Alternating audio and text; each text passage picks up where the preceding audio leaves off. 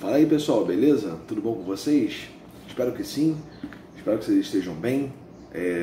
Meu nome é Daniel, faço parte também do grupo Mais Amor e vamos dar sequência no estudo da nossa Bíblia para podermos conhecer um pouco mais da Palavra de Deus. Eu vou falar agora com relação ao capítulo 13 do livro de Êxodo e vamos entender um pouco mais acerca desse capítulo aqui.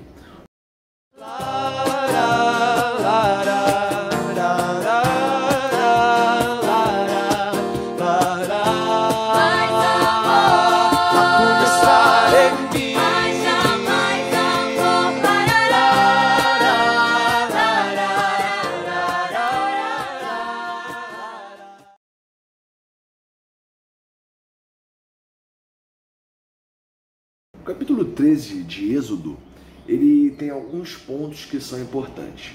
Ele fala ali basicamente sobre 5 pontos importantes. O primeiro é com relação à consagração dos primogênitos a Deus. O segundo ponto fala sobre a ordenação do memorial da Páscoa. O terceiro ponto é pegar os primogênitos e separá-los para Deus. O quarto ponto seria a saída do povo de Israel do Egito, né, levando consigo os ossos de José, que são um ponto importante ser destacado no capítulo 13, e também fala sobre a forma como Deus guiou o povo no deserto, né, tanto com a coluna de fogo na parte da noite, quanto com a coluna com a nuvem, né, que cobriu o povo durante o dia. Algumas observações importantes que também tem no capítulo 13 está no verso 4. Se a gente for olhar o verso 4, fala: hoje, no mês de Abib, estás saindo. Esse mês Abib, para o povo de Israel, a partir daquele momento, seria o primeiro mês deles, o mês de Abib. E 10 dias depois desse início do primeiro mês de Abib, iria comemorar a Páscoa, né? Para quem não sabe, existem 2 tipos de Páscoa. Existe a Páscoa cristã e existe a Páscoa hebraica. A Páscoa cristã é comemorada hoje, basicamente pelos cristãos, que seria a morte de Jesus na cruz, né? A morte de Cristo na cruz se tornou a Páscoa cristã, que o Cordeiro de Deus, que tira o pecado do mundo, ele morreu por todos nós. Então a Páscoa cristã seria isso, a morte e a ressurreição de Cristo, ponto. E também tinha a Páscoa hebraica, né, que alguns judeus ainda comemoram essa Páscoa até hoje, que é a comemoração da saída do povo de Israel do Egito, né? Eles passavam 7 dias comendo pães asmos, que era um pão sem fermento, e aí eles passavam esses 7 dias e contavam aos filhos as maravilhas que Deus havia feito com eles, né, acerca da saída do povo do Egito. Um ponto importante para a gente trabalhar acerca dessa Páscoa hebraica, né? Com relação à Páscoa hebraica, eles utilizavam pão sem fermento, que era o famoso pão asmo. Agora, por que é pão sem fermento? A gente sabe que na Bíblia, muitas vezes o fermento ele é atrelado a pecado, né? A pessoa que peca, ela é fermentada. O fermento, ele simboliza pecado. Só que naquela época também tinha um outro formato, um outro pensamento acerca do fermento, né? Que é o seguinte: antigamente, na época que o povo de Israel era escravo no Egito, não tinha essa facilidade, não tinha essa comodidade que nós temos hoje de ir no mercado, compra um pacotinho de fermento e usa em casa para poder fazer um pão, fazer um bolo ou algo do tipo. Antigamente, o fermento ele era feito de forma natural, demorava-se muito para poder fazer, para o pão poder crescer, né, para o bolo poder crescer. Era em torno de 7 a 10 dias para poder fazer essa fermentação natural. Então, quando a pessoa, né, na época começava a fazer o pão, ela só ia comer aquele pão depois de 10, 12 dias, porque ela fazia a massa, deixava ela descansando ali por 7 a 10 dias, para essa massa crescer, e aí sim ela assava essa massa. E quando Deus dá a ordem, né, para o povo sair do Egito, ele fala assim: ó, vocês vão sair amanhã, então comam hoje o pão, Então o pão não tinha tempo de fermentar.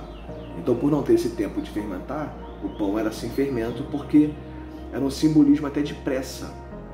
Existe também uma vertente, uma linha que diz que o pão que eles faziam na época sem fermento, sem a fermentação, ele tinha um sabor um pouco mais adocicado, né?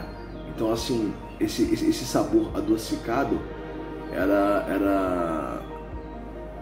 dava uma ideia de que Deus estava adoçando também a vida deles. Também existe essa linha de raciocínio.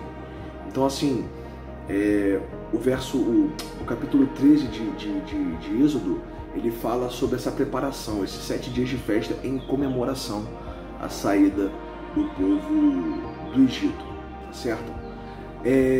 No verso 18, se a gente olhar aqui o verso 18, fala o seguinte, também um ponto muito importante.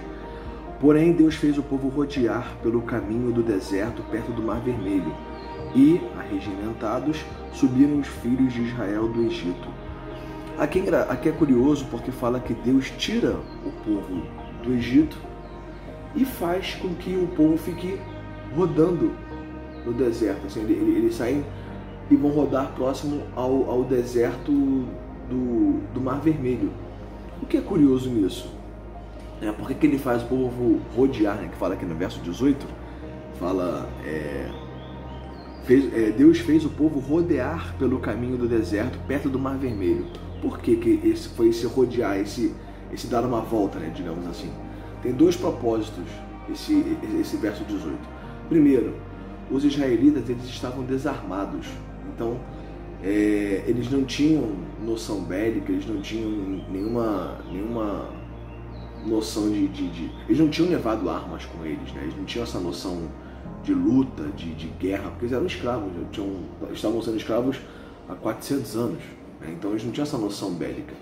E um outro ponto importante é que Deus queria que o povo ficasse mais próximo dele.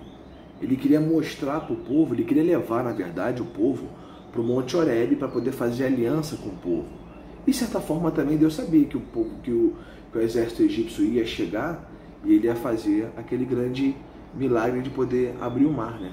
Então, Deus basicamente já sabia que isso ia acontecer, né? Porque Deus é onisciente. Então, ele colocou o povo naquela situação ali para o povo poder enxergar as maravilhas de Deus.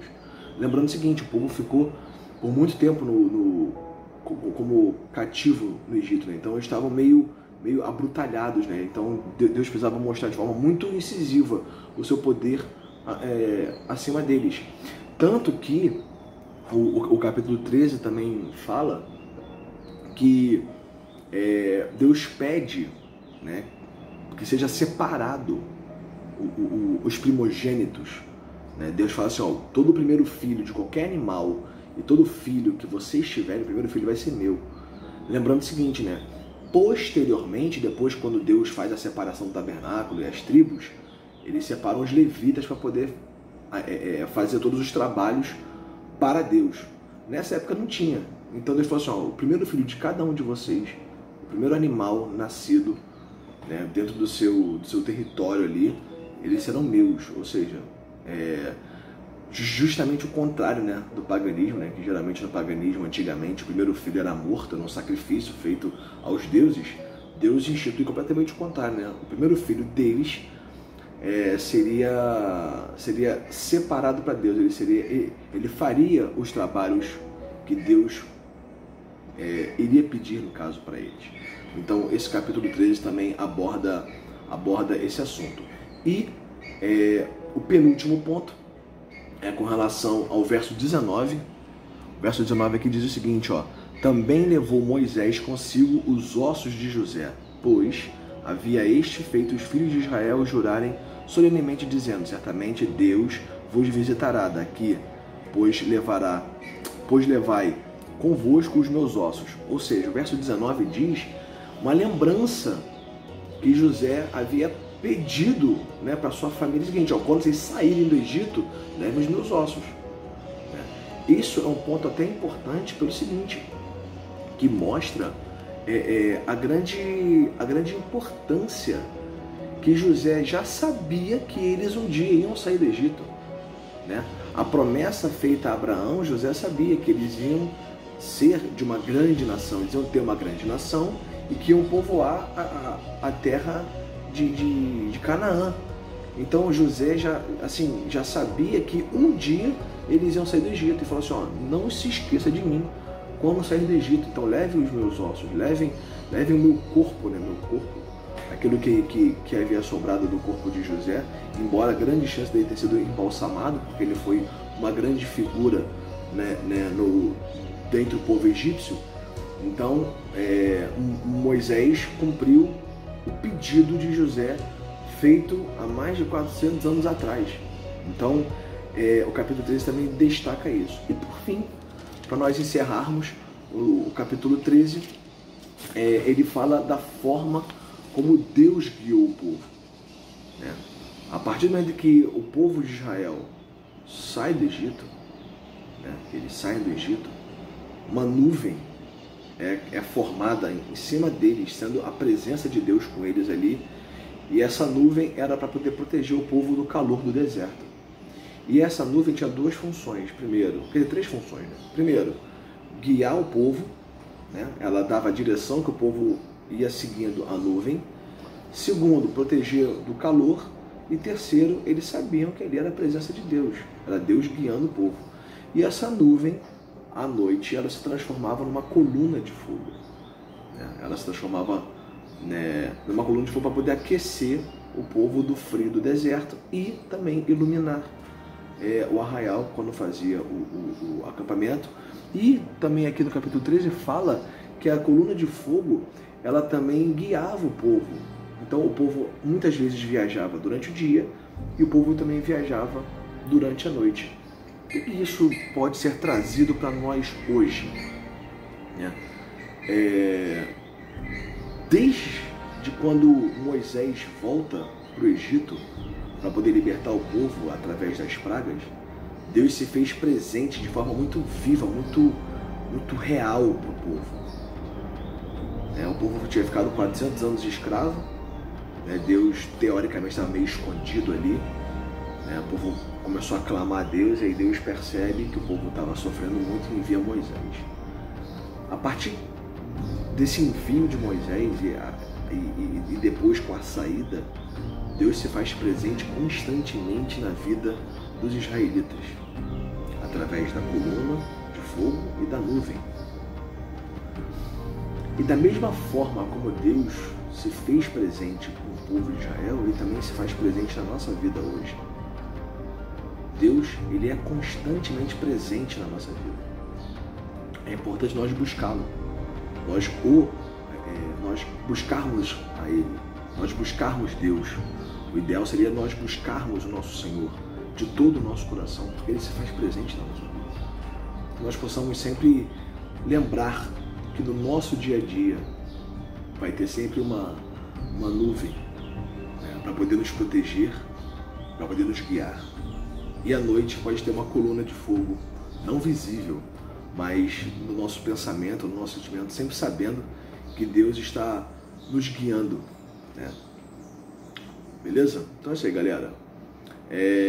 Depois nós iremos trabalhar o capítulo 14 de Êxodo. Então, curta a nossa... Se você gostou, né, obviamente, né, curta esse videozinho aqui, compartilhe com seus amigos e seja inscrito no canal Mais Amor Com. Beleza, galera?